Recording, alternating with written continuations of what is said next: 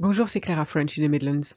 This video is really short and it's about when to use nous or on when you want to say we. Because in school, you learn to use nous almost exclusively. And when you go to France, you can't understand what people are saying because when they speak, they use on instead of nous. And let me explain the difference. Before we carry on, I just want to say you can claim your free ebook, The 12 Golden Rules of French, at the link in the description. It's perfect for beginners.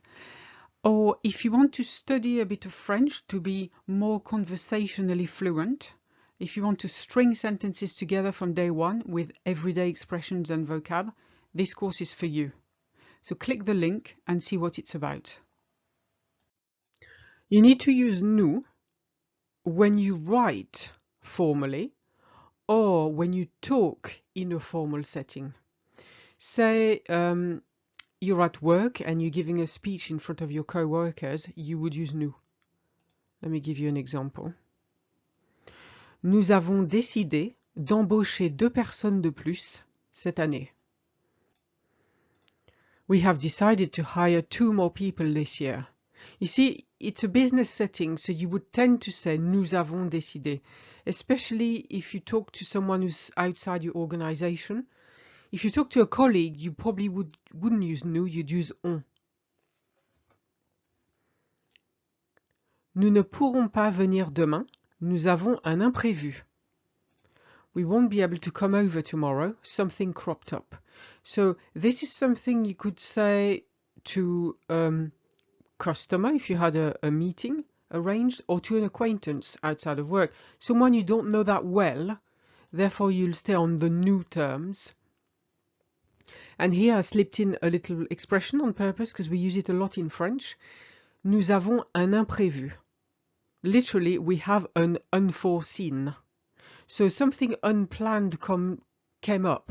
And in English you say something cropped up. So it's always nice to know how to say it. Now we only ever use on to mean we in everyday conversation or casual writing. Say if you email your friends or you text, you use on. Now you know that on has many other meanings other than we, but we'll just focus on the we for now. For instance, you come back from holiday and you tell your friends, on a passé 2 semaines en Grèce. C'était superbe. We spent 2 weeks in Greece. It was amazing. Fine, you talk to your friends, you say on a passé 2 semaines en Grèce. Now, if you were to say the same thing to your boss, the big boss in a formal setting, you might say nous avons passé. But here, you talk to your friends, therefore on a passé is easier. And you see why we use on when we speak. On a, for we have, is a lot easier than nous avons. It's a lot shorter. It just glides off your tongue and it's quick and easy. On n'a pas encore fini d'emballer les cadeaux de Noël. We haven't finished wrapping the Christmas presents yet. Again, you're talking in an informal setting to your family and friends. On n'a pas encore fini. We haven't finished yet.